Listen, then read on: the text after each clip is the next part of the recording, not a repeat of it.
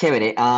Entonces, la clase anterior habíamos terminado lo que era cinemática de cuerpo rígido con referencias móviles, ¿no es cierto?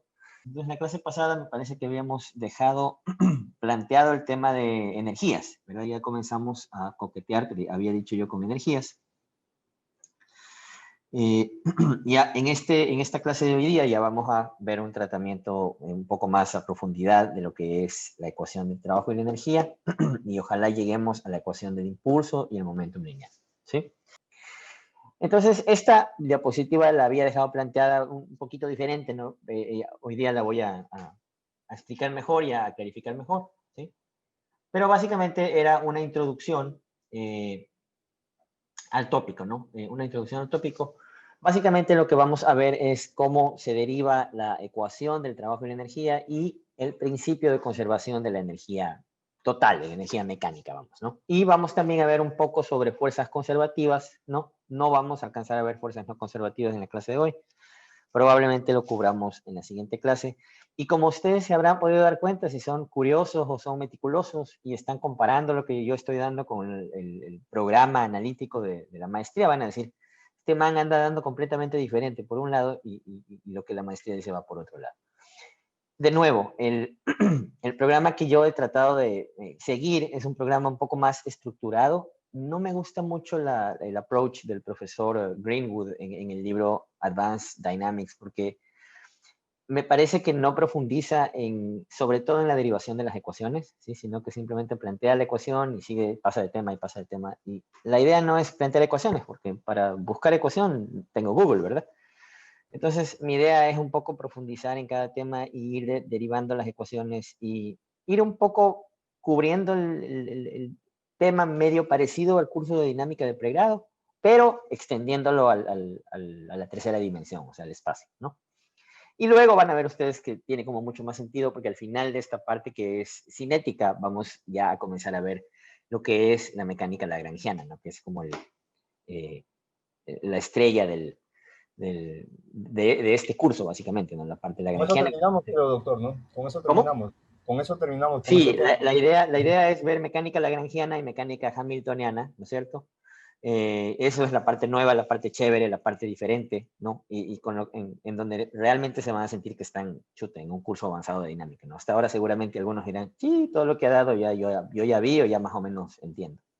Pero sí es una introducción importante que la deben tener. Por eso les pido un poco de comprensión y paciencia, ya vamos a llegar a la parte chévere del curso, pero este fundamento anterior sí es importante, ¿sí?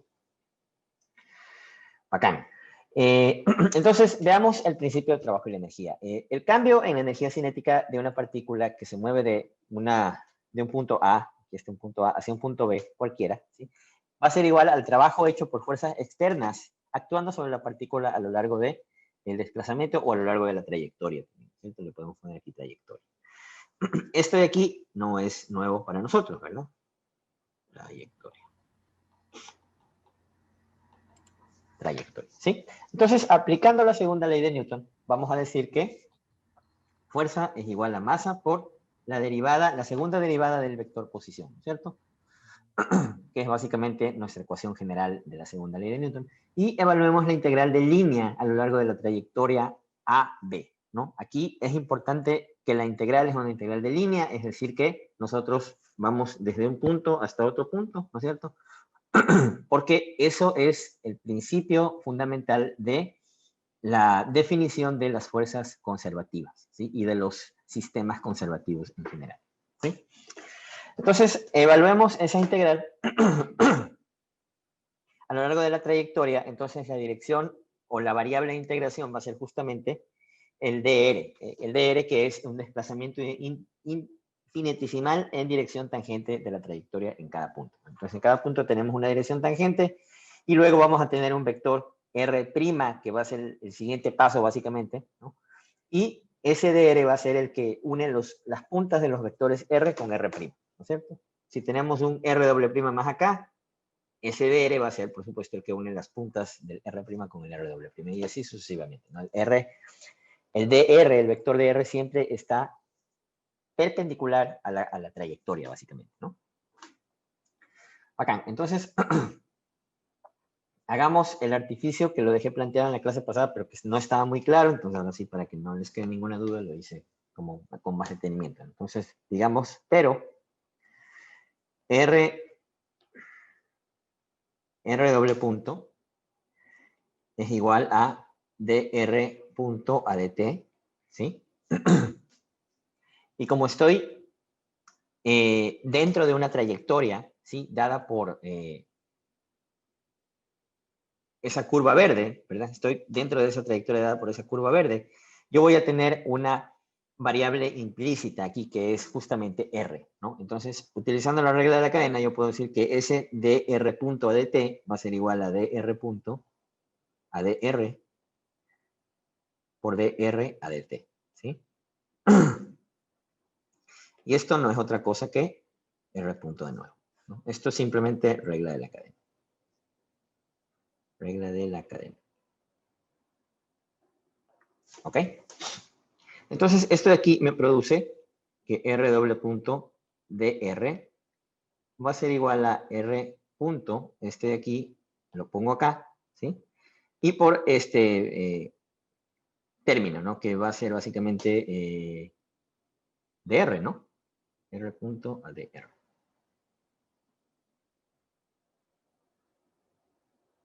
ADR, sí, ADR. ¿Sí? ¿Y aquí qué tenemos? Aquí tenemos algo importante que considerar, ¿no? Pero un medio de dr punto al cuadrado es igual a un medio por 2r punto por dr punto, ¿no? Todo es con flechitas. Si me como alguna, me disculpo, ¿no? Entonces, haciendo ese artificio y reemplazando, voy a tener que r doble punto de r es igual a un medio de d r punto al cuadrado, que es lo mismo que un medio de db al cuadrado, ¿sí? Y aquí este d lo voy a poner aquí como una pequeña aclaración, donde d de argumento es básicamente la derivada, o sea, la derivada pura, ¿no? La derivada pura, ¿sí? O sea, no es con respecto al tiempo, sino es simplemente la derivación matemática, ¿sí? Entonces, yo la puedo meter a esa derivada dentro de una integral y la integral se convertiría en la antiderivada de esa variable y se elimina la integral con esa d, básicamente, es un operador, ¿sí? Entonces, hagamos eso, metamos esto en una integral, la integral de a hacia b, de f por dr, es igual a la integral entre a y b, entre a y b, de mr doble punto dr, ¿no? Y esto es igual a la integral entre a y b, de un medio de m por db al cuadrado, ¿sí? Un medio m por db al cuadrado. Y ahí justamente es en donde yo tacho la integral con esa d, ¿verdad? O sea, la integral se convierte en una antiderivada en realidad. Y la ecuación final me quedaría, si es que yo a esto le llamo w, y a esto de acá le voy a decir que es igual a un medio de m por bb al cuadrado menos b sub a al cuadrado, ¿sí? Esto es igual. Entonces, al primer término yo le voy a llamar trabajo. De nuevo, esto es el trabajo realizado por F, ¿no? Y esto de aquí es el incremento en energía cinética. ¿Ok? Entonces, W es el trabajo hecho por fuerzas externas en dirección tangencial, ¿no?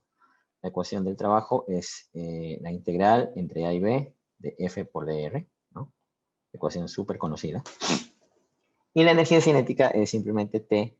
La variable que vamos a utilizar en esta clase es T. Hay otros autores que utilizan K también, pero yo voy a utilizar T. Entonces, T es igual a un medio de la masa por la velocidad al cuadrado, ¿sí? Entonces, aquí lo crítico es simplemente hacer este pequeño artilugio matemático, ¿no?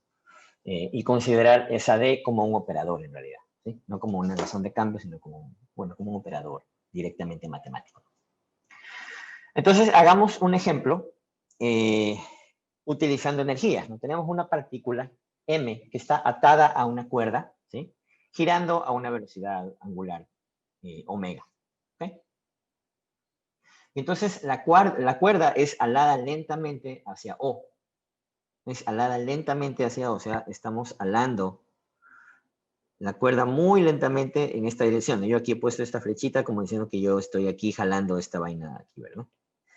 Pero este movimiento de alar es muy lento, ¿sí? Es muy lento. De manera que la velocidad radial es mucho menor a la velocidad polar, ¿no verdad? Y la aceleración radial es mucho menor que la aceleración polar.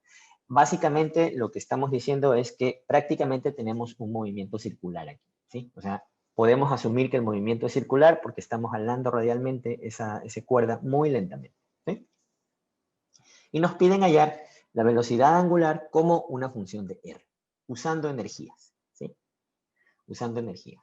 Entonces, vamos primero a poner algunas presunciones que tenemos que considerar aquí para poder resolver este problema de una manera más sencilla. Entonces, hagamos solución. Solución. 1. Presunción. ¿Sí? Esto de aquí es el equivalente a esa palabra que decimos a veces en ingeniería, asunciones, ¿no? Asunciones, pero esa palabra no existe, creo, porque esto es otra cosa, ¿verdad? Entonces, la palabra correcta ha sido presunción, no sabía la verdad. Pero bueno, todos los días se aprende algo nuevo. Chévere, entonces, la primera, el movimiento en el plano,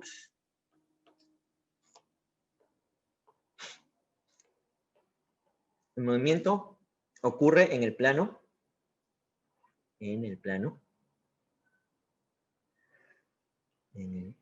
horizontal. ¿Sí? Por lo tanto, ¿qué pasa cuando tenemos movimiento en el plano horizontal? No tenemos efecto de gravedad, ¿verdad? Efecto de G. ¿Sí? Y esa parte ahí que usted está mencionando, efecto de la gravedad, estaba justamente en la parte del deber, que era el ejercicio último. Eso, ajá, correcto. Sí, correcto, y por eso no se tomó en cuenta el... Correcto. Cuando dice eso, nos facilita la vida terriblemente porque simplemente no tenemos que, en el diagrama de cuerpo libre, no tenemos que poner el peso, ¿verdad? Simplemente dejamos ahí, con la única fuerza que vamos a tener es la radial en este caso. Ya vamos a verlo, ¿no? Chévere, entonces no quiero tener nada que ver con la señora gravedad, entonces digo que el movimiento está en el plano horizontal. ¿Sí? Lo segundo que voy a ver es la fuerza total. La fuerza total es aproximadamente igual a la fuerza radial. ¿Sí? Aproximadamente total igual a la fuerza radial. Entonces prácticamente toda la fuerza es esa fuerza centrípeta que está ocurriendo entre la cuerda y la masa. ¿Sí? Por lo tanto, existe aceleración centrípeta únicamente. Aceleración centrípeta únicamente. O, de nuevo, radial. ¿Sí? Y en este caso, como R doble punto es aproximadamente igual a 0, entonces tenemos una trayectoria aproximadamente circular, ¿no? Aproximadamente circular. Entonces la idea es que consideremos una trayectoria circular aquí, ¿no? Y hagamos todas las presunciones necesarias para efectivamente tener esa trayectoria de manera circular, ¿no? Vamos a ver ahora la ecuación de Newton, ¿sí? Newton. ¿Qué dice la ecuación de Newton? La fuerza radial es igual a menos mr omega cuadrado, ¿sí? Y esto de aquí, yo lo había definido en esa sección en donde yo puse algunos movimientos especiales, ¿no? Cuando estábamos viendo las descripciones, ¿no es cierto? Entonces ahí puse uno que era el movimiento circular, otro que era el movimiento helicoidal, que me parece que no lo expliqué o no me acuerdo, y otro que era un movimiento armónico, ¿la verdad? Entonces ahí están estas relaciones de velocidad y aceleración, tanto en coordenada, en dirección radial como en dirección polar, tanto velocidad como aceleración. ¿Sí? Aquí, de aquí saqué esto de aquí. ¿Sí? Y vámonos ahora al siguiente paso, 3. Vamos a escribir la ecuación del trabajo y la energía, ¿no? Ecuación del trabajo y energía. ¿Ok? Vamos a ver. Entonces, decimos lo siguiente, ¿no? El D del trabajo es igual a F sub R por DR. F sub R por DR, ¿sí? Y esto va a ser igual a menos M omega cuadrado por R y por DR, ¿no? Simplemente estoy multiplicando por DR ambos lados, ¿no? De la ecuación de arriba, ¿no? ¿Verdad? Entonces, la energía cinética, ¿a qué será igual? A 1/2 de la masa por la velocidad al cuadrado. Esto es igual a 1/2 de la masa por R cuadrado y por omega cuadrado, ¿sí? Porque velocidad cuadrado es esa expresión que tenemos arriba, ¿cierto? Y también porque hemos definido desde el principio que la velocidad radial es aproximadamente igual a 0, ¿no? Chévere, entonces la diferencial de t, ¿a qué será igual? La diferencial de t será igual a m omega cuadrado r de r más mr cuadrado omega de w. Estoy simplemente diferenciando esta expresión de aquí, ¿no? Para sacar un término de t, ¿sí? Y estoy aplicando la regla del producto acá, ¿no? La derivada del primero por el segundo más la derivada del segundo por el primero. ¿Y por qué hago esto? La energía depende tanto del radio como de la velocidad angular. Sí, la energía depende tanto del radio como de la velocidad angular, pero yo estoy asumiendo o yo estoy definiendo que la parte radial es muy pequeña y únicamente me quedo con la parte angular, ¿sí? Estrictamente hablando, la energía va a tener un componente radial, o sea, un componente traslacional, vamos, y va a tener un componente rotacional, ¿no? Estrictamente hablando es como tú dices, pero hemos decidido despreciar esa parte radial y solamente dejar la parte angular, ¿ok? Entonces, una vez que tenemos tanto dt como dw, lo que hago es simplemente igualar las dos, ¿verdad? Igualar las dos, entonces ya no me alcanza, pero a ver si me alcanza acá. dt es igual a dw y las voy a igualar, ¿no? Entonces, menos 2mr omega cuadrado de r, y eso va a ser igual a mr cuadrado omega de w, ¿sí? Entonces, aquí simplificamos un poquito, la masa se va con la masa, el radio de la izquierda se va con el cuadrado de la derecha y el cuadrado de la izquierda se va con el omega de la derecha, ¿no?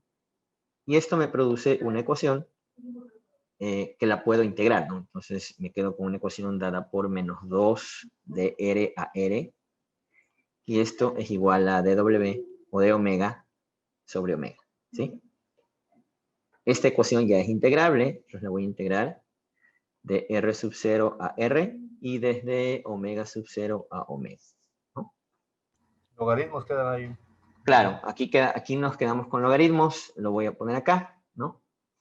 Esto me produce menos 2 logaritmo natural de la relación, ¿no? R sobre R sub 0, porque estamos restando dos logaritmos utilizando la propiedad logarítmica, y esto es igual al logaritmo natural de omega sobre omega sub 0.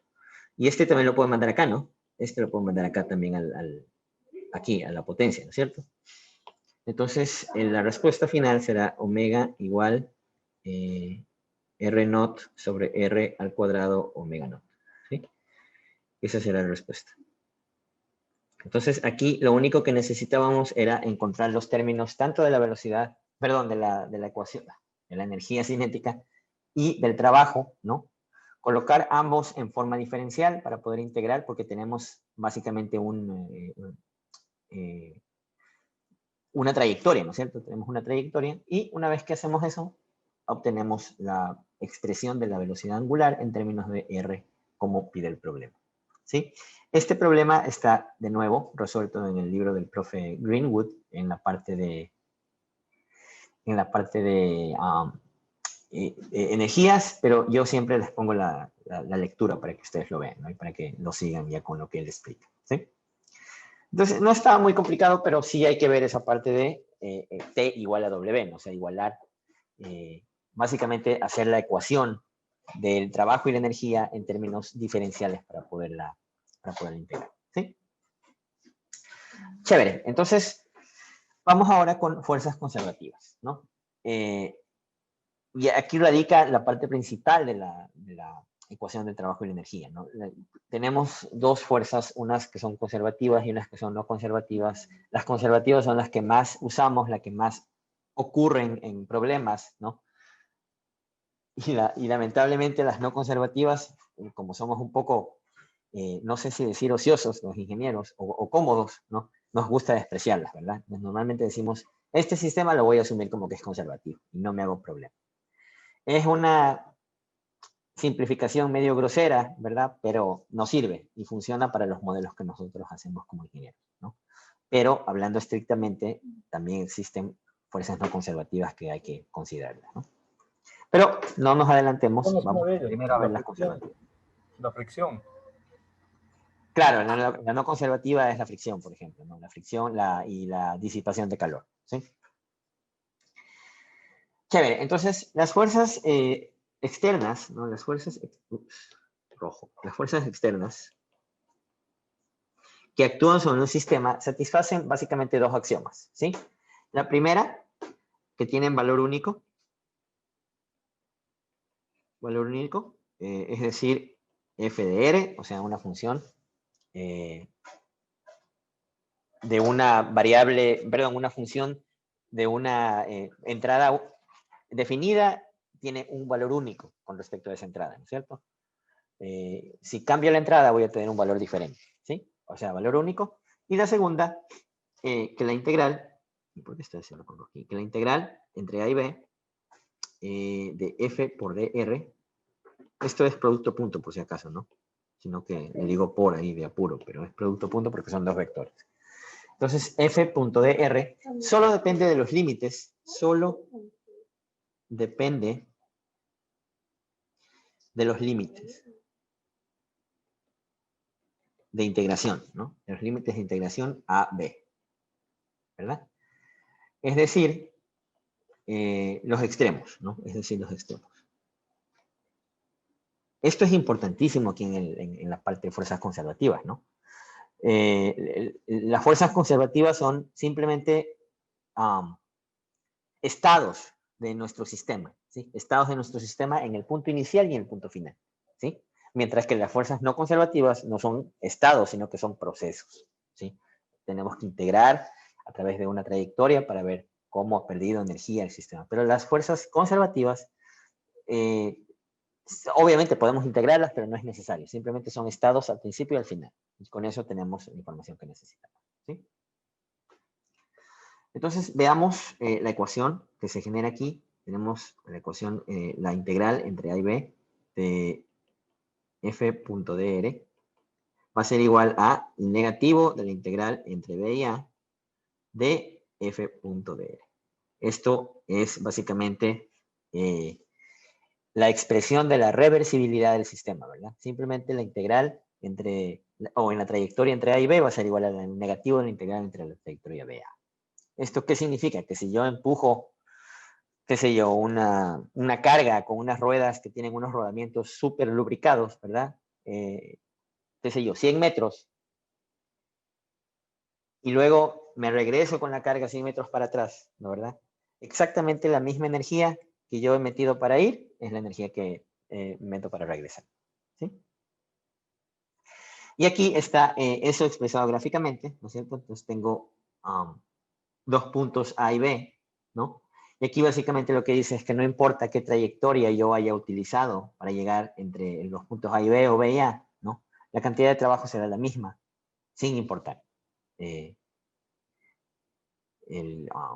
la trayectoria que yo hice. Entonces, el ejemplo de la caja que acabo de decir está medio guacharnaco, pero mejoremos. Entonces, si yo cojo una caja y me voy, salgo aquí a la calle de mi casa y camino 100 metros, ¿no, verdad? Metí un trabajo específico en esa caja. Si yo me doy la vuelta por la manzana de al lado y camino, no sé, 1 kilómetro para llegar al mismo punto, el trabajo final va a ser el mismo. ¿Sí? El trabajo final va a ser el mismo, porque únicamente me interesa es la distancia final entre la distancia del principio y el final, básicamente, ¿no?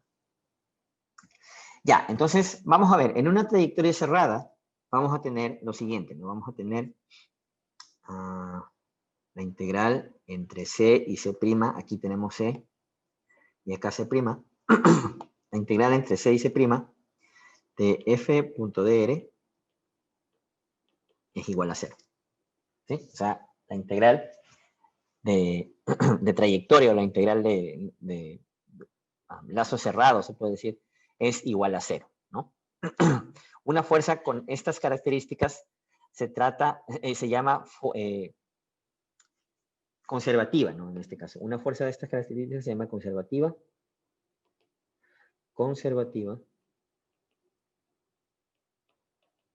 ¿Sí? Y extendiendo esto al ejemplo, si yo salgo con la cajita y la llevo de aquí a 100 metros, ¿no? Y luego me regreso por otro camino que es mucho más largo y vuelvo la caja a su lugar original, no he hecho ningún trabajo sobre la caja, ¿verdad? Eso significa esto de acá, ¿no? Entonces, esto de aquí sí, estoy seguro que lo vieron en su clase de dinámica, por lo menos, ¿no? Entonces, esta fuerza conservativa forma un campo conservativo, básicamente, ¿no? Un campo conservativo. Bacán, entonces en la práctica una fuerza conservativa significa que es reversible, ¿no? Reversibilidad, yo había hablado de reversibilidad. Reversible. ¿Sí? O, lo que es lo mismo, no disipativo. ¿Ok? No disipativo. Entonces, si el trabajo es igual a la integral entre A y B de f.dr, ¿no? f.dr debe ser un diferencial exacto. Un diferencial exacto. Tal que f.dr es igual a menos db. ¿Sí?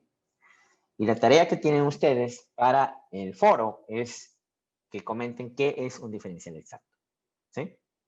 Aquí está más o menos la definición matemática de eso, pero yo quiero que me expliquen en ese foro qué entienden ustedes por diferencial exacto y por qué aplica este hecho de ser diferencial exacto aquí en esta parte de la derivación matemática. ¿Sí? Entonces, ya luego de que se acabe la clase, pongo el cálculo para eso. ¿Cómo? Hay que revisar algún libro de cálculo para definir eso. Claro, pero no libro, tiene que ir rapidito en el internet nomás, ¿no? En el internet, no tiene que meterse el libro. Ya, chévere. Entonces, vamos continuando con el siguiente paso, que es energía potencial, ¿no? La energía potencial. Definimos energía potencial como F por dr igual a negativo dB, ¿no? Esta de aquí, este negativo dB es energía potencial. ¿Sí? Y ese número negativo es un número, perdón, ese signo negativo es un signo arbitrario, ¿no? Que se coloca y se escoge por consistencia, ¿no? Por consistencia, con unos resultados que vamos a analizar después. Después, en un par de clases, vamos a ver, y va a ser aparente por qué el uso del negativo aquí, pero simplemente se lo escoge de manera arbitraria, ¿ok? Chévere, entonces veamos cómo nos queda la ecuación final, ¿no? La ecuación final de la energía potencial nos va a quedar trabajo es igual a la integral entre A y B de f.dr, ¿sí? Y esto va a ser igual al negativo de la integral entre A y B de dB, ¿no es cierto? El diferencial de la energía potencial, y esto es igual a BA menos BB. Aquí lo que he hecho es simplemente cambiar el orden, ¿no? Poniendo A primero y B después para que no quede, o sea, que no quede el negativo primero, ¿no? Y el enunciado de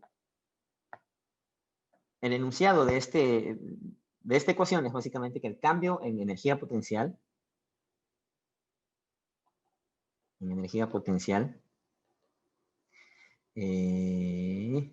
ocurriendo cuando la partícula se mueve de A a B, es igual al trabajo realizado sobre la partícula por fuerzas conservativas. ¿Sí? Ese es el enunciado que lo podemos poner si quieren entre comillas. ¿Sí? Entonces, a mayor energía potencial, el trabajo hecho por la partícula, vamos a poner aquí el trabajo, cuando la energía potencial crece, el trabajo es hecho por la partícula, ¿sí? Contra fuerzas conservativas, ¿sí? Y cuando la energía potencial se reduce o decrece, el trabajo es hecho por la partícula, ¿sí? Perdón, por las fuerzas conservativas sobre la partícula, ¿sí? Sobre la partícula. Esto aquí es importante, ¿no? Entonces, la suma de las energías, tanto de la potencial como de la cinética, ¿no? Es esta si se la saben, ¿verdad? ¿Cómo se llama la suma de las energías? Energía mecánica. Energía mecánica total, ¿verdad? Mecánica total. ¿Sí? Igual a E igual a T más B, ¿no? Vamos a utilizar E para energía mecánica total, T para energía cinética y V para energía potencial, ¿sí? Entonces, de nuevo, estamos en fuerzas conservativas únicamente. Entonces, si solo actúan fuerzas conservativas, vamos a tener que el trabajo realizado entre los puntos A y B va a ser igual a la energía potencial de A menos la energía potencial de B, lo que es lo mismo a la energía cinética de B menos la energía cinética de A, o en la instancia A. ¿Ok? Y esto genera la ecuación del principio de conservación de la energía mecánica, ¿no? T1 o TA más BA es igual a TB más BB, y esta es igual a la energía mecánica, que es básicamente constante, ¿no? O sea, se mantiene, se conserva, ¿sí? Y aquí tenemos un pequeño grafiquito en donde yo muestro cómo se relacionan las respuestas de la energía instantánea cinética y potencial, ¿no? Mientras la energía cinética esté en un máximo, la energía potencial siempre va a estar en un mínimo, ¿no? Y lo contrario, igual, ¿no? Cuando la energía potencial está en un máximo, la energía cinética está en un mínimo, ¿sí? O en cero, por lo general, ¿no? Y claro, la suma de las dos energías va a ser un valor constante, ¿no? Aquí medio como que puede oscilar, pero en general va a ser un valor constante, ¿no?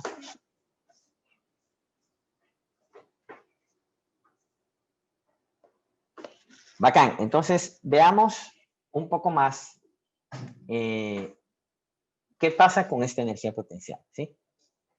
Para un campo conservativo, ¿sí? La energía potencial B es solo función de la posición. Esto ya lo habíamos dicho en la diapositiva anterior, ¿no? Entonces, la energía potencial es función únicamente de la posición. Por lo tanto, esto lo quería hacer con rojito. Por lo tanto,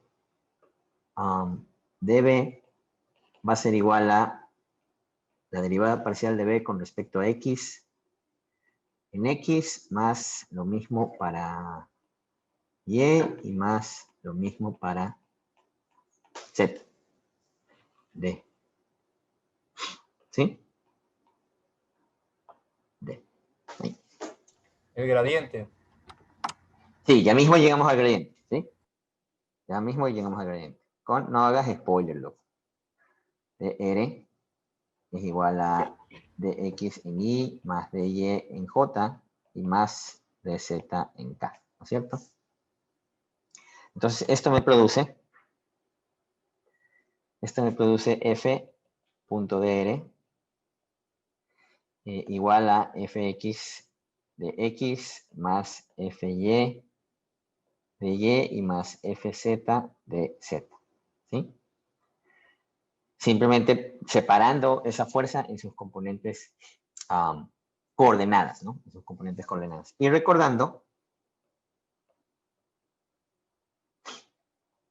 Y recordando que F.dr era igual a menos dB, ¿no?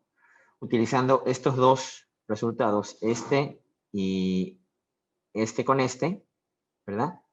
Voy a generar que la fuerza en dirección X va a ser igual a menos dB a dx. Lo mismo para la fuerza en dirección Y. Y lo mismo para la fuerza en dirección Z. ¿Sí? Entonces, la fuerza va a ser igual a Fx en Y más Fy en J y más Fz en K. ¿Sí? Y esto será igual a menos dB a dx en Y menos dB a dy en J y menos dB a dz en K, ¿no? Y claro, esto es lo que dijo su compañero, esto aquí es el gradiente de B, negativo, ¿no? De B negativo. Entonces, por lo tanto, el gradiente de la energía potencial va a ser igual a la derivada parcial de la energía potencial en respecto a X y esta es la definición de gradiente, básicamente, ¿no? De Y en J y más dB a dz en K, ¿no? Y ustedes saben que el gradiente es básicamente una medida de cómo cambia la pendiente, ¿no? La pendiente de una curva en diferentes direcciones, ¿no? Normalmente vemos el gradiente en dos dimensiones, X y Y es básicamente un vector de una medida de cómo cambia la pendiente de la curva tanto en X o Y, ¿no es cierto? Esta de aquí es extendida a las tres dimensiones o a las tres direcciones, ¿no? Entonces, finalmente, F va a ser igual a menos el gradiente de B, ¿no? Y este es un resultado de nuevo que está explicado en el libro del profe Green, ¿ok? Entonces, el gradiente indica la dirección espacial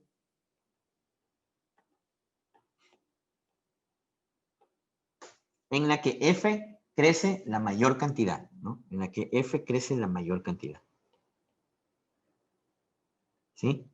Hay un video chévere que encontré en YouTube que explica el gradiente, pero para dos dimensiones. Y entonces, simplemente, vamos, el gradiente es un vector en X que está yendo en esta dirección dependiendo de cómo está la curva, ¿no? ¿Verdad?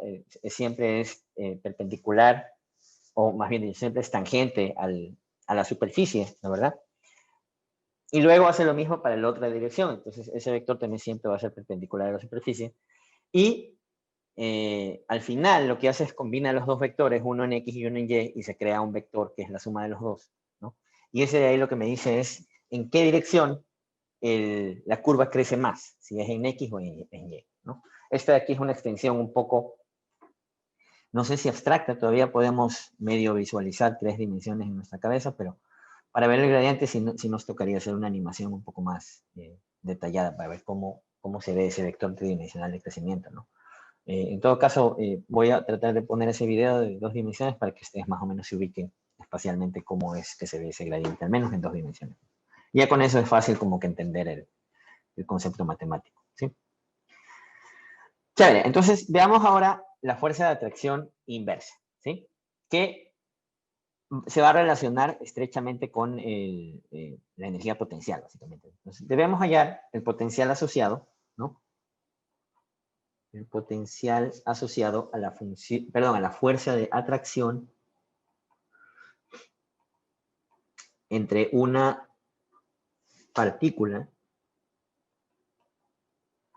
de masa m y un punto fijo O. ¿Sí? La fuerza de atracción entre una partícula de masa m y un punto fijo O. ¿Sí? Entonces, esa fuerza será igual, Fr igual a menos dB a dr, igual a menos K sobre R al cuadrado.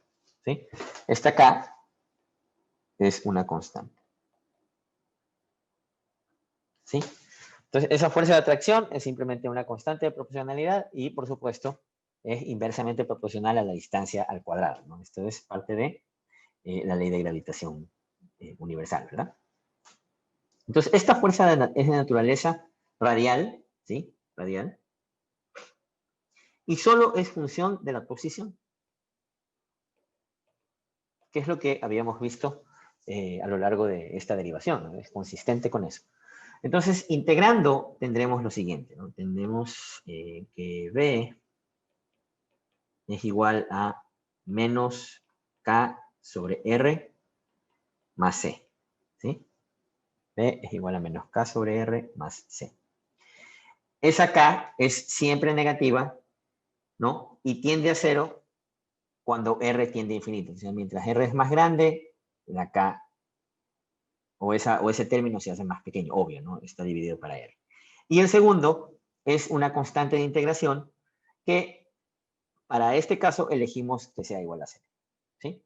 Y aquí está la razón. En general, C se cancela, ¿no? En general, la constante C se cancela porque B entra en los cálculos como una diferencia de potenciales, ¿no? Como una diferencia de potenciales. Entonces, para cada uno de estos potenciales hay una C, ¿sí? De ahí es que la C se cancela y por esto elegimos básicamente una línea de potencial, ¿no? Una línea de potencial. Potencial 0. En todo problema en donde tenemos básicamente un potencial por diferencia de altura, normalmente definimos una línea de potencial 0, ¿no? Justamente para cancelar esa constante. Y esa línea de potencial 0 se llama datum, que normalmente yo la pongo con este color, siempre en todos los problemas, entonces pongo aquí, datum. ¿Sí? La línea de datum es la línea de potencial 0. Y esa de ahí es arbitraria, diría yo, ¿no? O sea, esa de ahí la deciden ustedes, ¿sí? Ustedes, en el momento que están haciendo el problema, deciden en dónde quieren poner el potencial 0. Si en el caso de, no sé, un problema que parte del piso, si quieren ponerlo en el piso, quieren ponerlo en la parte hasta donde llega la pelota, como quieran, ¿no? Eso que sería en este caso el nivel de referencia y potencial 0. Correcto, el nivel de referencia potencial 0. ¿Sí? Exactamente, eso lo colocan ustedes. ¿Ok? Entonces, veamos esa energía potencial gravitacional, cómo se ve, ¿no? Una forma común de fuerza inversa cuadrada,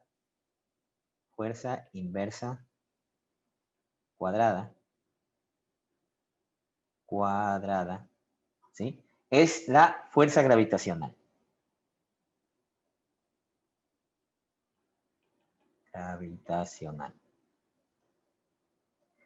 Asumamos que la Tierra es esférica y homogénea, ¿no? Esférica, perfectamente esférica, y homogénea en el sentido de que está homogéneamente distribuida, ¿no? Alrededor de su centro de masa, ¿no es cierto? Que no es lo que sucede en la realidad, ¿no es cierto? Sabemos que la Tierra no es homogénea, no está distribuida homogéneamente y que tampoco es esférica, ¿no? Pero esta es una simplificación que hacemos para facilitarnos la vida. De nuevo, los ingenieros somos medio ociosos, ¿no? Entonces, la fuerza sobre M será la misma como si toda la masa de la Tierra estuviera concentrada en el centro de masa, ¿no? O de gravedad. Concentrada en el centro de gravedad. O centro de masa, como ustedes quieran. ¿Sí? Entonces, veamos, tenemos aquí nuestro planeta azul, tenemos básicamente el radio de la Tierra y vamos a tener una altura, ¿no es cierto? A partir de un punto a nivel del mar, digámoslo así, un punto a nivel del mar, vamos a tener una altura a la cual está una partícula cualquiera m, ¿no es cierto? Y esa altura va a estar dada por la variable h. ¿Sí? Entonces, la fuerza en dirección radial no va a ser otra cosa que el negativo de k dividido para r cuadrado, pero por supuesto ese r, este r de aquí, es mucho menor al radio de la Tierra, ¿no? O sea, cualquier altura que tengamos, una partícula va a ser mucho menor al radio de la Tierra, ¿no? Alturas normales de problemas normales, ¿no? No estamos hablando de mecánica orbital, sino alturas dentro de la atmósfera, ¿no? Entonces, La constante K se halla de medir el peso a altura igual a 0, básicamente, ¿no? Se halla de medir el peso a h igual a 0, o la superficie, no sé, a nivel del mar, pongamos si quieren, ¿no? Nivel del mar. Nivel del mar. ¿Ok? Y asumiendo que la Tierra no está rotando. Esa es otra simplificación grosera de los ingenieros, ¿no? Asumiendo que la Tierra no está rotando. Para tener, ¿por qué es esto? Para tener una fuerza perfectamente radial, ¿no? ¿Verdad? Que no tenga componentes en otras direcciones, ¿sí? Evitar la aceleración de Coriolis. Claro, correcto. Para evitar cualquier efecto adicional que nos dañe lo bonita que está la formulación, ¿no es cierto? Entonces, F radial será igual a menos K sobre R cuadrado, la misma ecuación, y de aquí F sub R igual a menos mg sub 0, y ese G sub 0 es básicamente medido a nivel del mar, ¿no? Entonces, aquí ponemos medido a nivel del mar. A nivel del mar. ¿Ok? Entonces, manipulemos o hagamos que estas expresiones sean igualables, ¿no? Entonces, m g sub 0 es igual a k sobre r al cuadrado. Entonces, k es igual a m g sub 0 r al cuadrado. Y entonces, la fuerza radial será igual al negativo de m g sub 0 r al cuadrado sobre r al cuadrado, ¿no? La relación de radios de la Tierra con la altura, básicamente, ¿no? Y la energía potencial será igual a menos K sobre R, que es igual básicamente a menos m g sub 0 R al cuadrado sobre R, ¿no es cierto? Menos K R sub 0 al cuadrado sobre R. Y aquí tomamos que R es igual a R más H, ¿no es cierto? Y me queda que la energía potencial será igual a menos mg sub 0 R sobre 1 más H sobre R, ¿no? Ahora bien, este término de aquí, si es que yo lo hago en forma de series, ¿cierto? Copiémoslo acá. Este término de aquí lo vamos a copiar y lo vamos a pegar, ¿sí? Entonces yo puedo decir que esto es equivalente a 1 sobre 1 más x, ¿no verdad? Sacando, por supuesto, esto de aquí como una constante y dejando únicamente aquí 1 y acá abajo 1 más y esto de aquí que sea x, ¿verdad? Entonces esto es equivalente a 1 sobre 1 más x. Esto sería igual, utilizando series, a la sumatoria de n igual a 0 infinito, de menos 1 a la n por x a la n, ¿no verdad? Entonces si yo expando esto, me queda el primer término menos 1 a la 0 por x a la 0. El segundo término más menos 1 a la 1 por x a la 1. El tercer término más menos 1 al cuadrado por x al cuadrado y más sucesivamente, ¿no? Y si es que yo trunco simplemente los dos primeros términos, me va a quedar, reemplazando x por h sobre r, me va a quedar este primer término va a ser 1 y el segundo término va a ser menos 1 por h sobre r, ¿verdad? Entonces, finalmente, el resultado será que mg sub 0 r sobre 1 más h sobre r será igual a mg sub 0 r 1 menos h sobre r. Entonces, volviendo a la ecuación original, tenemos que b es aproximadamente igual, porque estamos truncando la serie, es aproximadamente igual a menos mg sub 0 r por 1 menos h sobre r. Claro, aquí lo que hacemos es abrimos esta expresión de aquí, ¿no es cierto? Vamos, si quieren la abrimos, voy a poner aquí así, menos mg sub 0 r más mg sub 0 h, ¿no? Mg sub 0 r sobre mg sub 0 h. Esta de aquí es aproximadamente, no es aproximadamente 0, se la considera 0 porque yo defino mi punto de energía potencial 0, ¿no es cierto? Justamente en la superficie de la Tierra, o sea, aquí va a ser mi punto de energía potencial 0, ¿no es cierto? Entonces, en ese punto. Y la expresión final para la energía potencial gravitacional me va a quedar igual a m por g y por h, ¿no? Que es la ecuación conocida por todos ustedes, ¿no? Energía potencial gravitacional es igual a mgh, ¿sí? Que es simplemente la masa por la gravedad y por la altura que tengamos, ya sea por encima de el punto de energía potencial 0 o por debajo, ¿no? Si tenemos por encima del punto de energía potencial 0, vamos a tener una energía potencial positiva, y si está por debajo, vamos a tener una energía potencial negativa, ¿no? Entonces, esos son los dos componentes principales de la energía potencial, ¿no? El primero es la energía potencial gravitacional y el segundo es la energía potencial elástica, que es el que vamos a ver a continuación, ¿no? Y en la mayoría de problemas son las dos energías que con las que vamos a lidiar, ¿no? Elástica y gravitacional, ¿ok? Entonces, veamos resortes lineales, ya con esto para ver si cerramos la clase, ¿no? Entonces, tenemos que una forma común de energía potencial es aquella producida por la deformación elástica, ¿no es cierto? Por la deformación elástica. Por la deformación elástica. ¿Sí? Ahí tengo yo dibujado un resortito, ¿no? Con una masa. Si es que yo estiro esta masa hacia la derecha y le corto el resorte o analizo qué fuerzas están actuando ahí, voy a encontrar que tengo una fuerza del resorte actuando hacia la izquierda, se opone a que yo la estire, ¿no es cierto? Y por similar razón, si la empujo, voy a tener una fuerza hacia el otro lado, ¿no? Dependiendo de cómo yo mueva la masa. Entonces, más o menos, miren ustedes los componentes que tienen energía potencial como componentes que almacenan energía.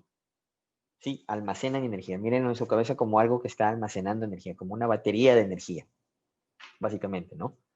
Entonces, si yo comprimo el resorte, ese resorte tiene una energía almacenada que si yo lo suelto, el man va a saltar, ¿verdad? O él me quiere empujar, ¿no? Está almacenada la energía. Y igual si lo estiro, ¿no? Está almacenada una energía que quiere que el resorte se vaya hacia adentro, ¿no? Si yo suelto el resorte, el man también salta, ¿no? Y lo mismo pasa con una masa. O sea, si yo subo una masa, estoy almacenando la energía que va a hacer que la masa caiga cuando yo le suelte, ¿no? ¿Verdad? Entonces, siempre miren esta parte de energía cinética como un almacenamiento de energía. ¿Ok? Entonces, veamos la ecuación de esta fuerza del resorte, ¿no? Fx es igual a la integral de menos dB a dx. Solamente tengo en dirección x, ¿no es cierto? Entonces, esto va a ser igual a la integral de menos kx, ¿no?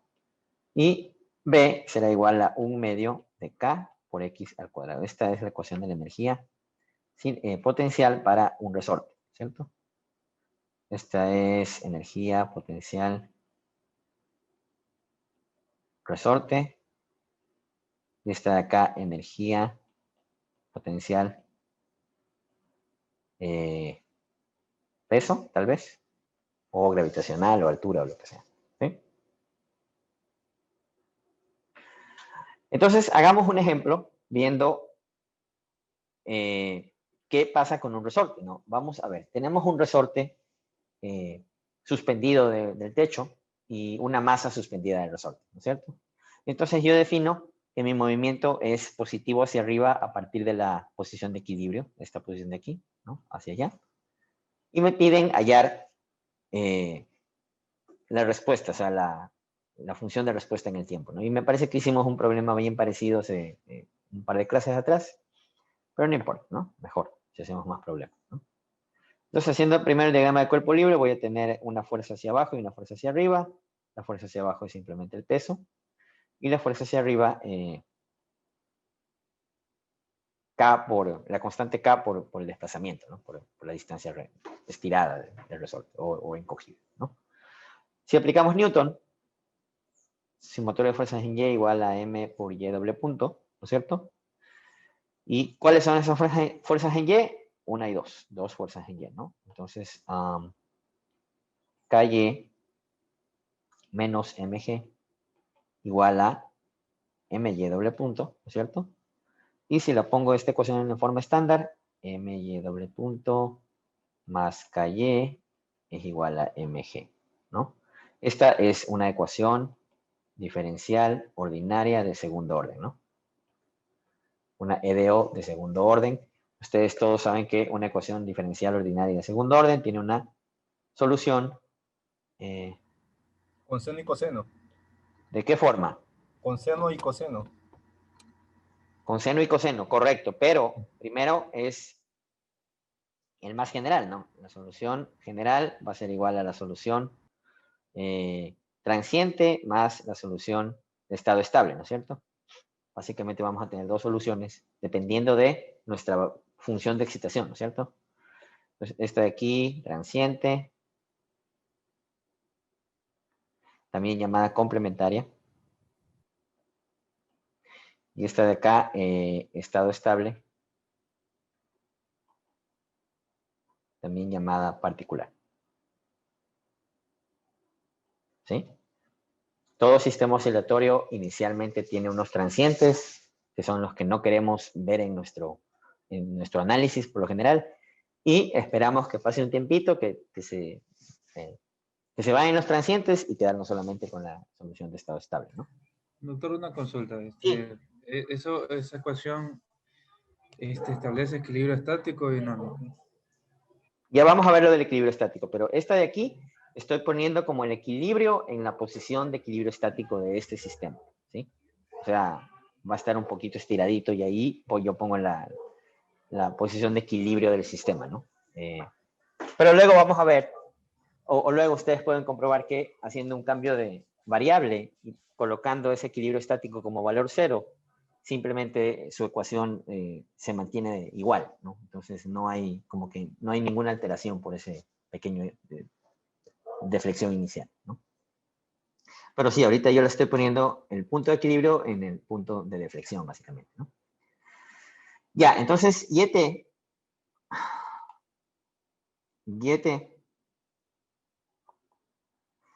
es la solución del sistema homogéneo, básicamente, ¿no? YT es la solución del sistema homogéneo. O sea, de la ecuación diferencial igualada a 0, ¿no es cierto? Entonces, MY doble punto más KY igual a 0.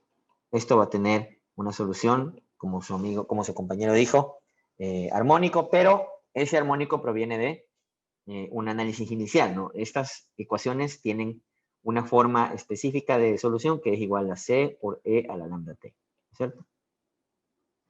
Y claro, si yo derivo esto dos veces, me va a quedar C lambda cuadrado E a la lambda T, ¿no es cierto? Y esto me va a generar el problema de valores propios, ¿no? M lambda cuadrado más K por C E a la lambda T igual a 0, ¿sí?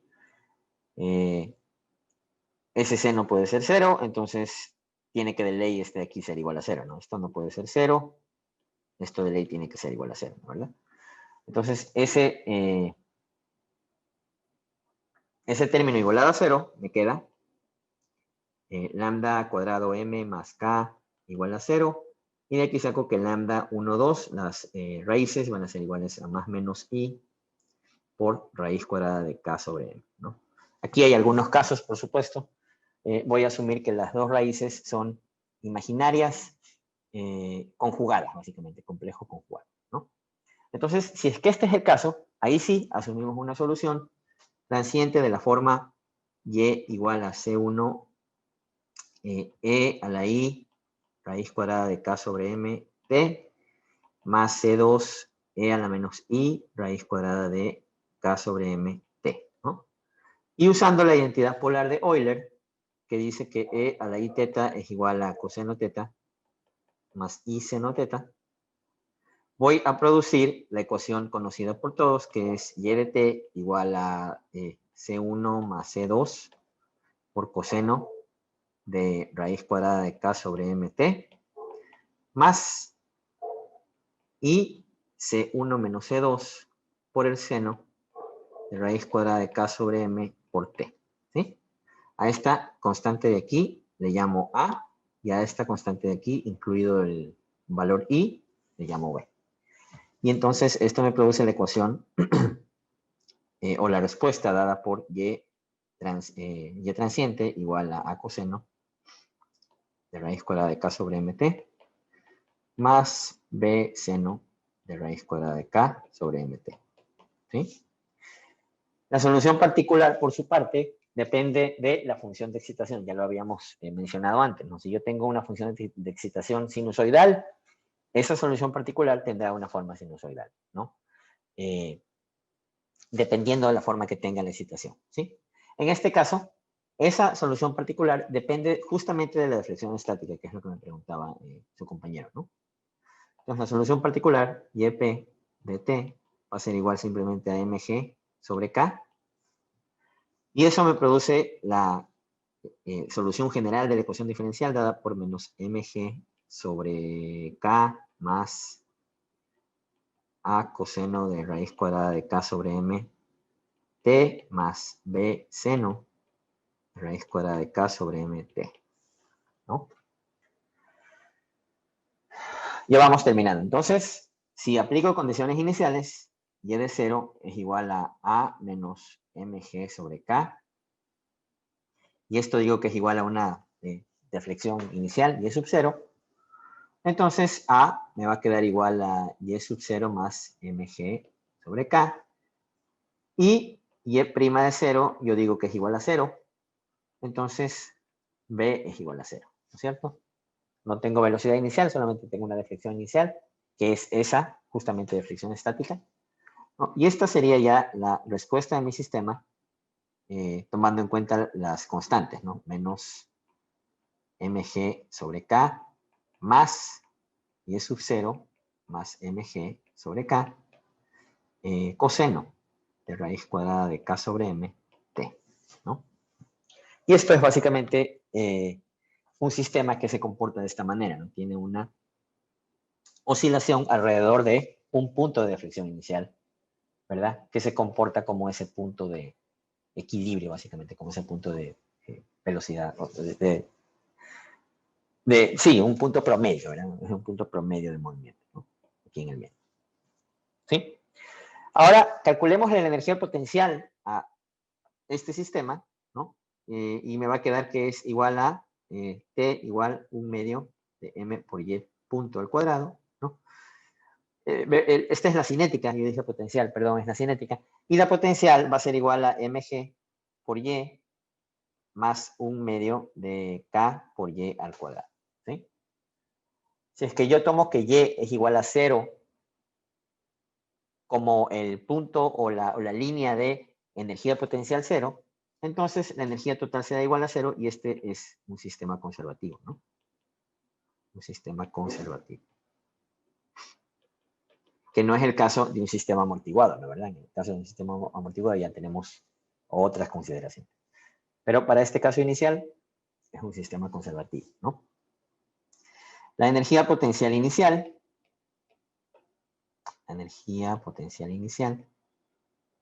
será igual a mg y sub 0 más 1/2 de K por Y sub 0 al cuadrado. La energía potencial mínima ocurre, pongámosle aquí, energía potencial mínima igual a 0, ocurre cuando la energía, siempre me confundo potencial con cinética, mil disculpas.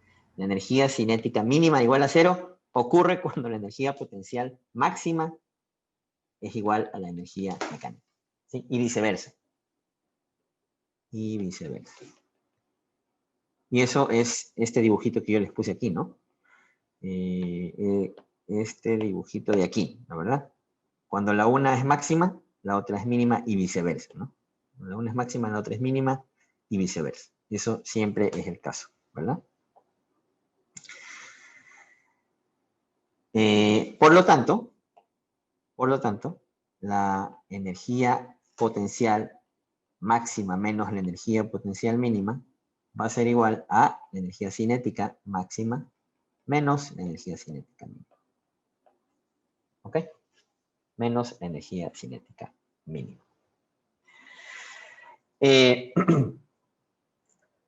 Entonces, hemos visto en la clase de hoy la ecuación del trabajo y la energía, cómo se genera esa ecuación, ¿verdad? Lo que son los sistemas conservativos,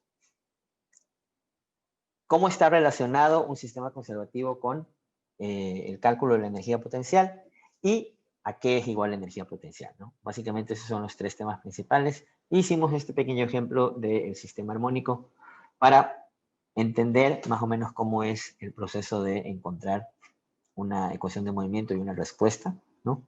Para finalmente verificar que se cumple la ecuación de la conservación de la energía, básicamente, ¿no? Nos veríamos el siguiente viernes. Un buen fin de semana, cuídense, manténganse sanos Igualmente, doctor. y no se arriesguen, ¿no? Pasen bien. Chao, chao.